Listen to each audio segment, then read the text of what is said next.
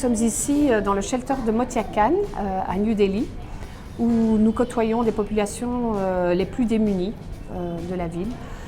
Nous sommes ici dans un shelter qui compte 250 personnes.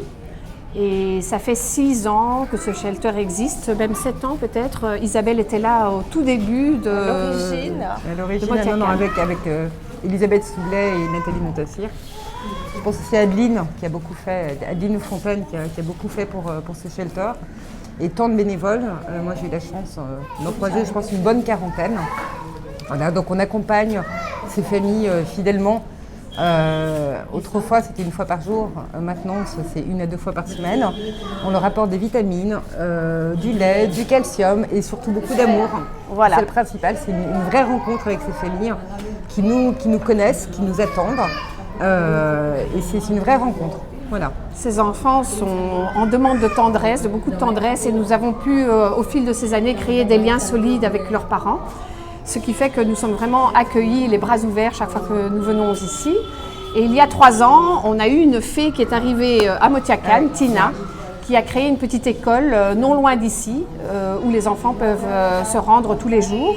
Mais nous continuons ce travail dans le shelter parce que nous voulons absolument aider les bébés, les mamans qui sont enceintes et les petits-enfants, les nourrissons qui n'ont pas encore l'âge d'aller à l'école. Et puis on traite les petits bobos. En même temps, comme ça, c'est une façon d'affection, de donner de l'affection aux enfants. On traite les petits bobos. Ouais. C'est l'atelier bobologie.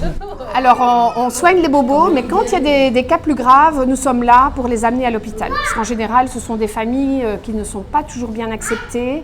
Et donc accompagnées des bénévoles, nous pouvons les aider à rentrer dans les hôpitaux et à avoir des soins plus importants. Voilà, nous nous accrochons, nous adorons ces familles. Elles nous donnent énormément de tendresse aussi. C'est vraiment dans les deux sens, c'est un vrai partage. Et nous voulons continuer cette action le plus longtemps possible. Et nous espérons que l'école que Tina a créée finalement, c'est elle qui est à la base de ce projet, continue aussi. Donc nous continuons des actions ponctuelles, nous faisons des calendriers, des petits cahiers que nous vendons au profit de Motia Khan. Ça nous permet d'acheter des médicaments pour les enfants, mais aussi nous avons récolté des fonds pour pouvoir payer des institutrices et une traductrice qui nous aide énormément parce que finalement nous ne connaissons pas toujours la langue locale et cette traductrice est essentielle pour pouvoir progresser et connaître encore mieux les familles. On espère que notre projet continue. Et on vous remercie d'avance, on espère avoir beaucoup de monde qui nous rejoignent l'année prochaine.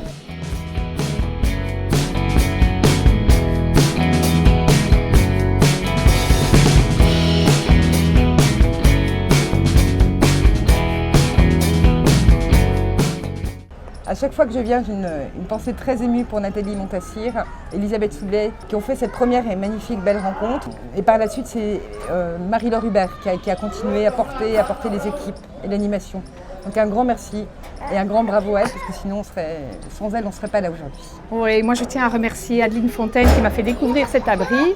Et bien sûr, Monica et Christelle qui étaient là toujours présentes. Et des filles comme Liliane et Marlène qui étaient là tous les jours pour rencontrer ces familles.